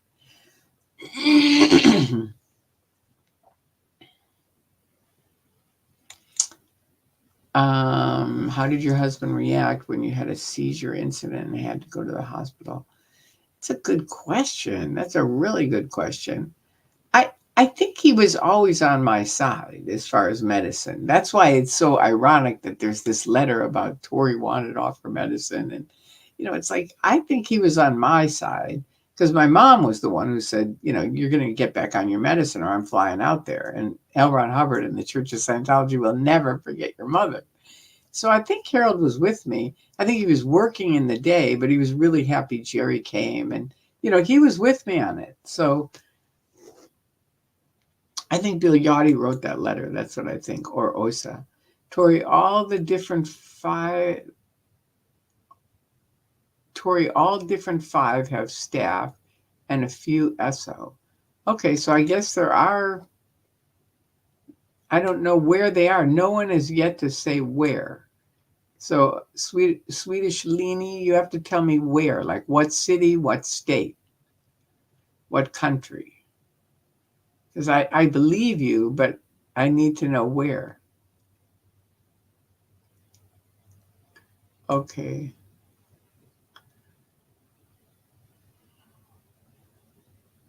Oh, here you go. This is good to know. YouTube doesn't allow links in the chat by non-moderators, but the site can be spelled out with .com. Yeah, we used to do that. I remember that in different places where you couldn't put a link. Thank you. Thank you, love it. All right, good. There you go. Cool. Yeah, thank you, definitely. Oh, and here's Love It. She's so sweet. Here's her thing. It's my honor and pleasure. Thank you. Okay, Tori, you've seen staff wanted notice on the counter at the LA org. You have seen staff wanted notice. I think they would start them as staff, but how long they're staff is another thing. My guess is they would quickly, because I think they're pretty much all Sea Org there, I think. I could be wrong. Now, this person's saying staff at all orgs. But no one's saying where. So I don't see them here in LA. If they're at LA org, I don't think so. I worked at LA org for a very brief time, and they sent the commanding officer who was there. Anyway, it doesn't matter. I don't know. I'll have to ask around. I don't think so, but there probably are some staff, but they're not like they were. Their whole structure, kind of went down the toilet with Miscavige. And so, okay, here's someone saying all Div 5 orgs in the US have staff. All orgs. That's what it used to be. I just don't know if they're class 5 orgs. They're not Div 5. It's been audited by streamers, have had staff. All orgs, yeah. But did they know they're not Sea Org? Did they know have they talked to them? No, because they're not going to talk to them. So you don't know for sure whether they're staff or Sea Org. And so I'll check around, but I think that he 86 the 5-year contract, and they're pretty much all Sea Org. But maybe I'm wrong. Maybe they maybe brought it back too. That's the other thing. He could have gotten rid of it and then brought it back. But they're class 5 orgs. That's what they're called. And class 4 orgs, they used to have staff too. They try to convert most staff to Sea Org, and if they don't have enough staff, they use Sea Org. Yeah. Okay. Yeah, that's probably what it is. There you go. Thank you. All right. You told that you cried for 2 years after leaving CRS because of your husband. Could you share this with your son? Of course. I already told him. I mean, he knows my whole story. There's nothing that you guys know that he doesn't know. He and I are very close. And he knew, it was, we were in touch all during that time. So, it was one of those things where I just let him know, he understood, it's a big deal. I was married 26 years. It's a big deal. All right. Scientology Loves their overinflated bureaucracy. Oh God, is that the truth? That is so true. All right, now here's another one. Is this the same one? With the voice against Scientology getting louder and louder, do you think change will finally happen? Is it enough this time? I can't say that, Janet. It's like I thought when Lisa McPherson was confirmed that, I mean, they had all the worksheets of everything that had happened every day with her, and basically she died in their hands. And I thought when they did that trial with them, I thought, hands down, this is it. This will be the end of Scientology. They murdered somebody, right? That's what I thought. Well, the coroner changed why the person died, and the family got paid off and sealed it, and that was the end of it. So I never say this will be it. It's like it'll be it when it's it. And in the meantime, we're going to keep fighting. That's the way it is. Okay, all right. Okay, so here's something from Aaron, not from him, but Aaron said that the staff in Chicago were all LAC org because they couldn't get enough people to staff the org. That's what I think happens. I mean, if they could staff them, they would, but. And here's someone else. Tori's staff and ESO have different. I know. I was on staff and I was in the Sea Org. I know the difference. I'm just telling you, I haven't seen staff in a while. So for me, I think we figured, okay, they must have just gone. Okay, that one we answered. Okay, a couple of these we already answered. Let's see, Janet. The overinflated bureaucracy too. Okay, so I think we're down to this. Okay, question. Do you know if any people who would have stayed in Scientology if leadership didn't go to Miscavige? It's hard to say. It's really hard to say because Hubbard had gotten pretty crazy over those years.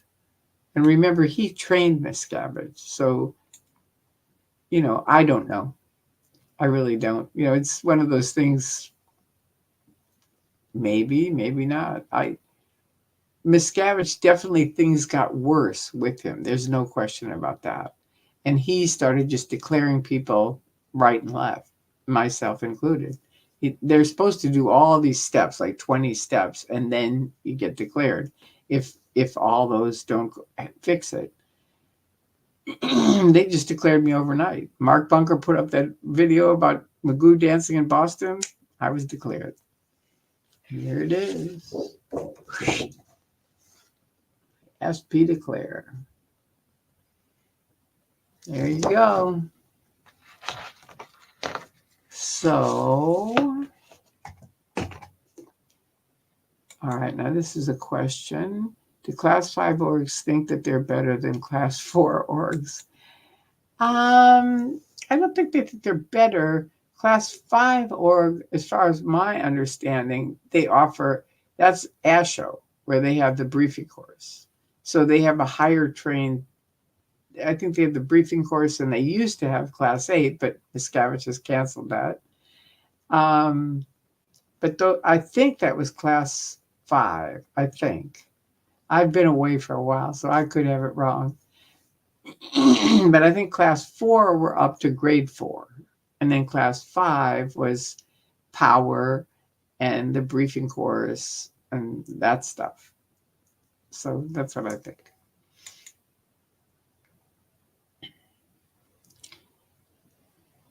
Okay, that one we just answered.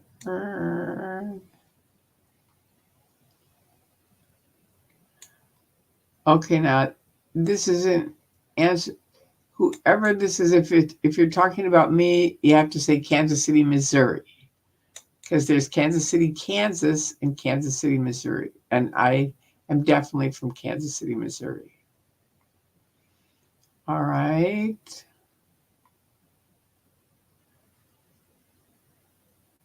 I'm not sure what these guys are talking about. Do you know, love it, what they're talking about? Kansas City. All right. Sophie. Nice. Question. Did you know Lisa McPherson personally, or did you ever meet her? I met her and sat and watched a comedy with her. And I will say, and I've said it since I did that, I've never, ever seen such an unhappy person in my life. She was a very unhappy person. And that's it. I knew her very briefly, and then that was it. I don't. Do I know what level is Leah Remini at? I don't. I would think probably OT7, I think, but I'm not sure. Okay, now this is Tori. I meant we can tell the difference in the videos. Okay, and this is what she's talking about try to say the whole thing. See, like this is, I meant we can tell the difference in the videos. And that's about what? Because now there's been about 5 or 6 other topics in between.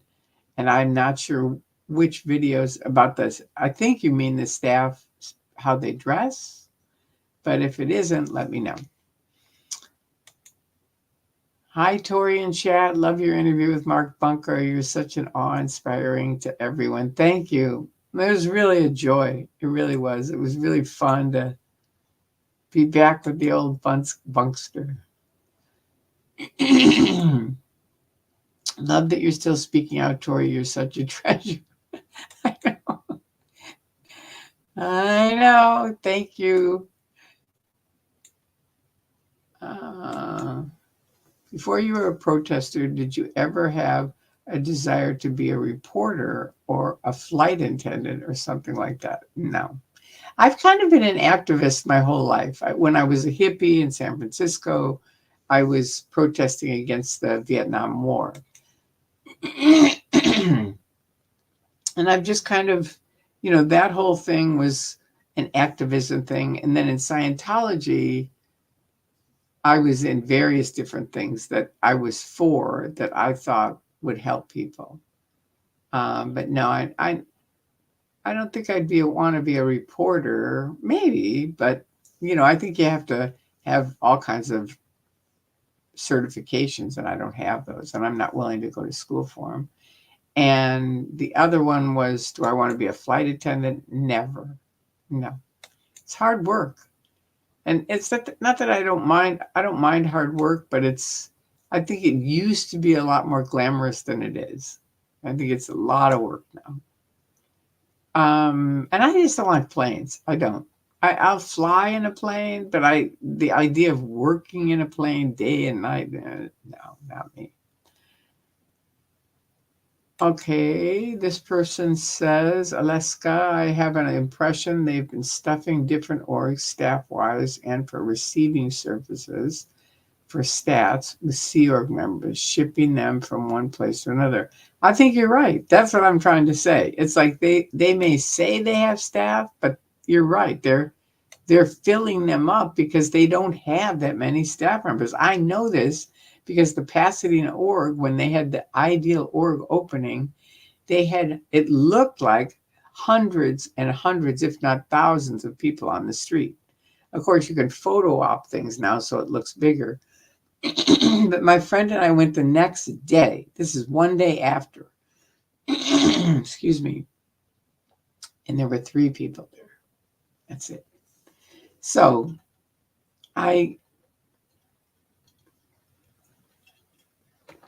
unless you're in an org and you see it's what their videos are, it doesn't mean anything. So I think you're right, Alaska. And this is Helena Hendricks. All right, Tori, I really appreciate your time and involvement. I see the others perk up when you join them at Big Blue. Thank you for hanging in there. and keeping up the fight. You're welcome. Thank you. What a nice thing to say. Thank you very much. I didn't know they picked up, but I'm glad they did. Okay, good. Kansas City, Missouri reference regarding Reese. Okay. Okay, good. All right. Good, good, good, good, good. And can you tell us about CFS infiltrating the government, and do you think it's still happening today? I do, just because I know them, and I'm pretty sure if they can, they will. The only person that I knew personally was Bruce Wiseman, was in the government running a female organization, and sort of under the radar, kind of not really pitching that he was a Scientologist that I know. But anyway, whether they are now or not, I'm sure they're trying to. That's what I loved about Germany, because they had Ursula Caberta, and her job was to make sure if Scientologists joined a business, they had to let them know. They couldn't covertly do it. And I thought, yes, it's a good way to do it. New show, Bedtime for Magoo. No, it isn't. Why do you say that? All right, a nice thing to do on Google Maps. I don't know what you're saying here. A nice thing to do is on Google Maps, the reviews of CFS. Oh, okay. Really? I didn't know they had them. All right. Question, Tori, will you come to visit New Zealand one day soon? Probably not soon, but one day I hope to. I do.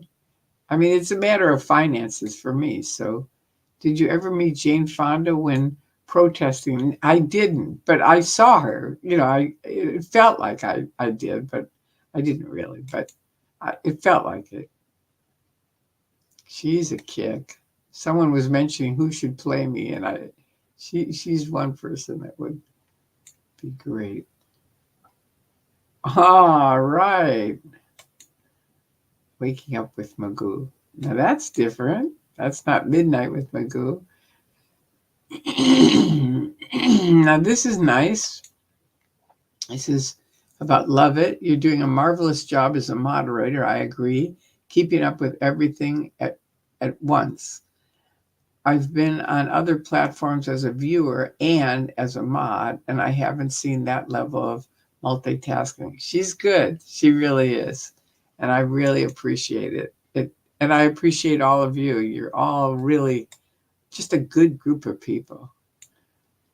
Okay, this is Swedish Lena. Tori, yes. It was in regards to us being able to tell the difference between the uniforms in the new videos. From the streamers. Okay. Sorry, got eager to reply to you, asked how we know. Yeah, it's important, even if you're eager to answer, to make it so that I'll get it, because otherwise that's going to happen every time where I'm going to what? But I gotcha. And that was a good piece of information that I didn't have before, that you're talking about the streamers videos versus the other ones that we've seen. Okay, that's good. That's good. Based on your experience, do celebrities move up the O2 levels faster? Not really, no. Not at all. It's just people move. It's a combination of money, because they have to pay for it. So celebrities usually have that. But celebrities are busy. You know what I mean? They're usually, hopefully, if they're good, they're working. So that's kind of a thing that keeps them, because some of the OT levels you have to go to flag and stuff like that, and you need some time. So it just depends.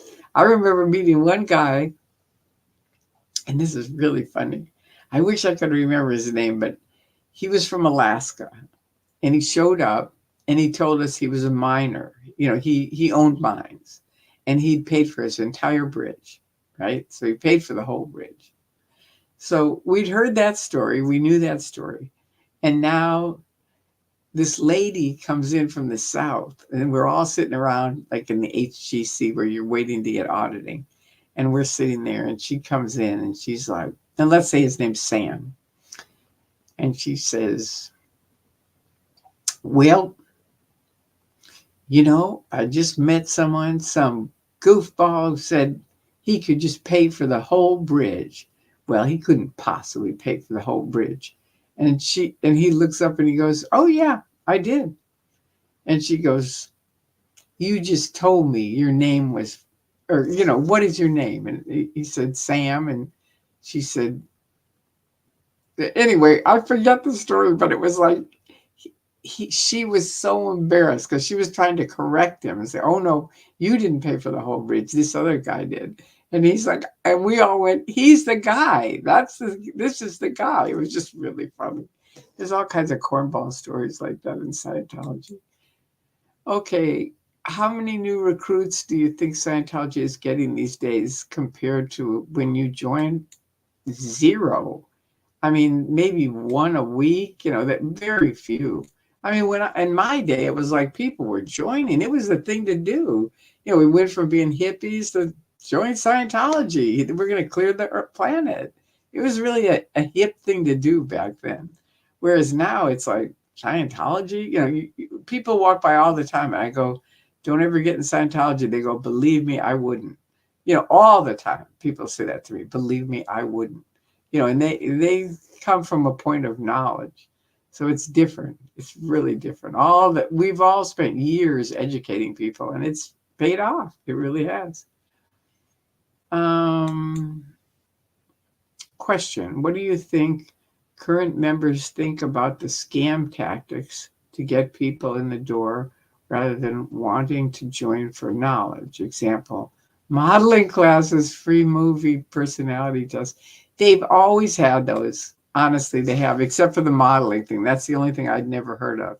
But the personality tests and all that, they've always had that. It's just been a part of Scientology. So I don't think anybody that's joining is going to go, "Oh, this is, it was different then than it is now." I don't think they see it as a scam tactic or they wouldn't join. Do you see what I mean? They believe whatever they've said to them. It's like, "I have trouble in relationships." Okay, well, we could help you with that. Come on in and and we're going to get you on this course and that'll really teach you a lot of stuff. And they get you on the PTSSP course, which teaches you about the tone scale. And it does feel like, "Oh my God, I never knew that." Because you really don't. I mean, it is sort of information. It's out there. I found out with other companies. It's not just Scientology, but most people don't know it. And so when you learn it, it's kind of like, "Oh, okay, that's good."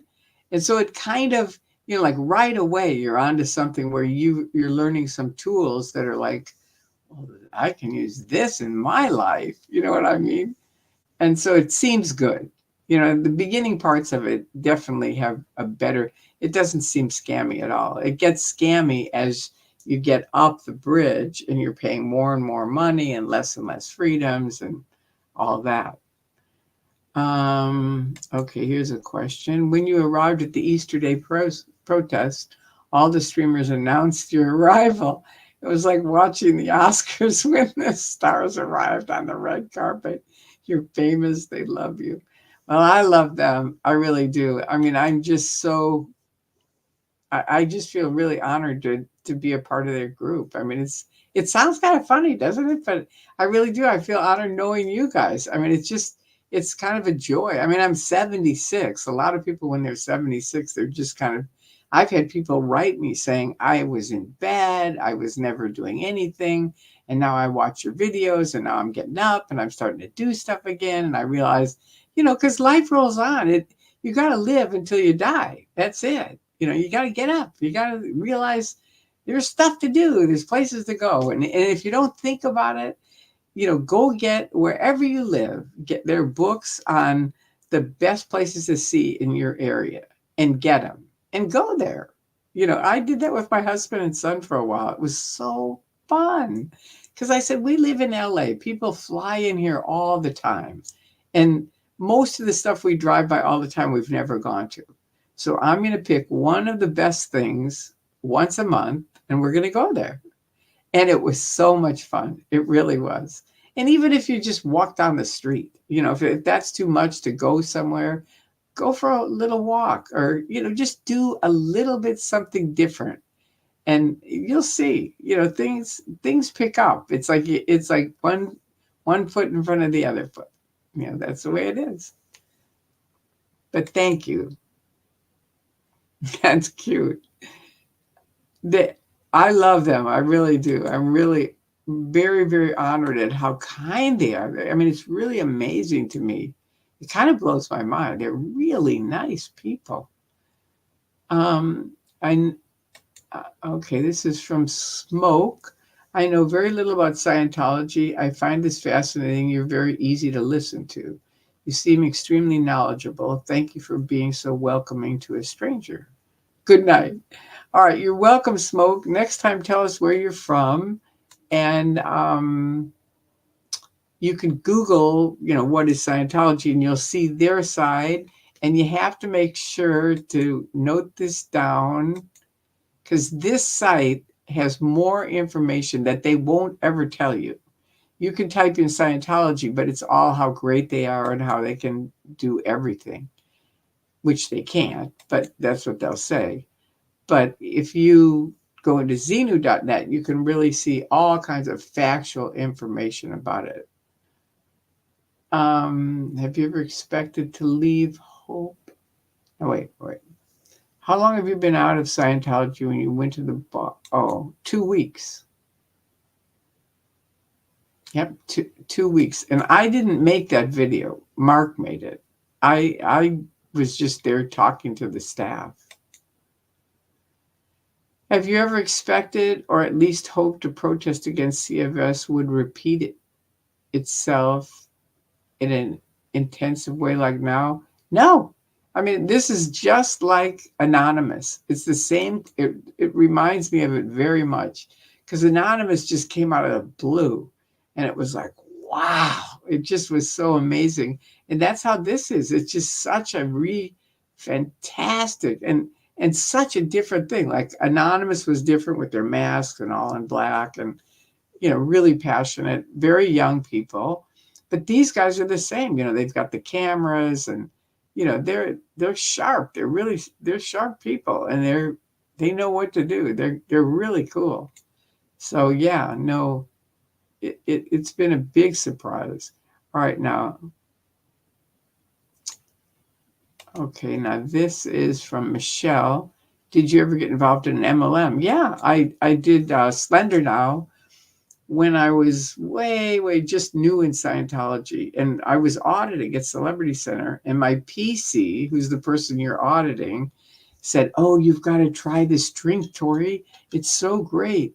And I didn't want to upset him because I was going to have this session with him. So I said, "Okay, I'll try it." And it was kind of tasty. So then he said, "Well, why don't you come to a meeting tonight? Because it's a business also."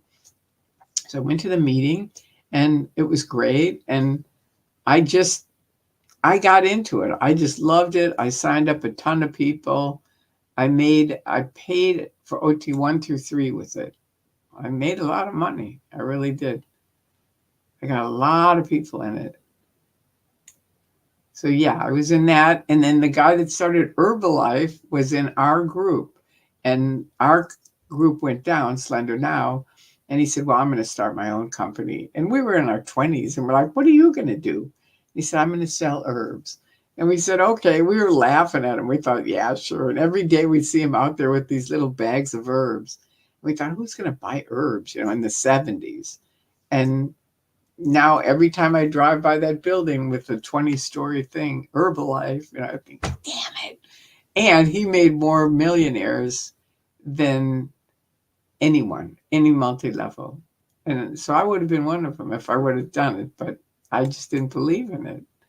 All right, Tori, living in LA, I approached it like a tourist sometimes, so I'd find new and exciting things or fun old things I might have not have done. That's what I was saying. That's exactly my point, is just look at it like you're a tourist and be willing to try new things. As a tourist, I love LA, can't wait to come back. But I guess I should do that here in my own country too. Absolutely. That's the thing, because it's very, very refreshing. You know, it is. It's like when you refresh your computer and it's all better. You know, that's how it is when you do something new. It's like you're all refreshed. Anyway, I'm going to go because it's 2:15. I got to get to bed. But thank you all for being on here and being so kind and kind to each other. Thank you, Love It, for helping me and helping our whole family. And there you go. That's the end. I don't have any snazzy thing to say at the end. Make it a cult-free day. You know, sweet dreams and a great day to all. That's good. I like that. Love it. Okay, I agree with that. I'm going on with what Love It said. Here we go. We'll put it up there. There. Oh wait. I feel like the Mormons and Scientologists have so much in common. Yeah, they do. Oh, here's Love It up here. Ooh. There you go. There.